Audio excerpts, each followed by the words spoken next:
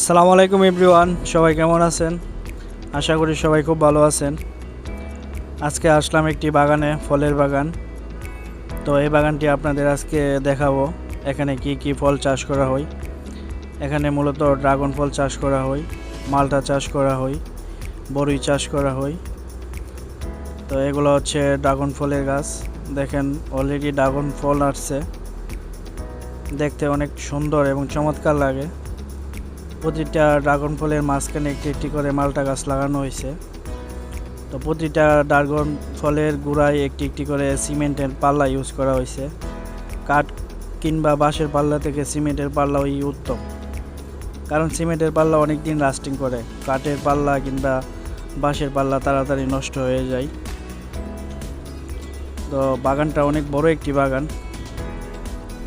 তো এখানে অনেক ধরনের ফলই চাষ করা হয়। তো আপনারা আমার সাথেই থাকুন, দেখতে থাকুন।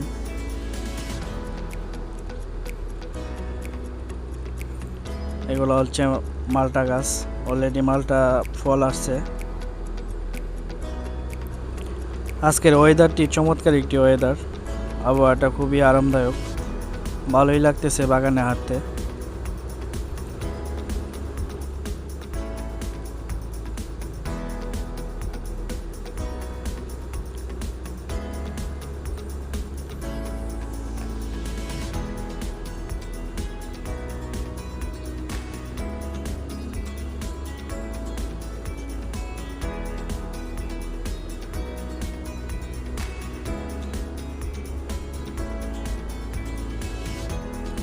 এই পাশে বরই গাছ লাগানো হয়েছে,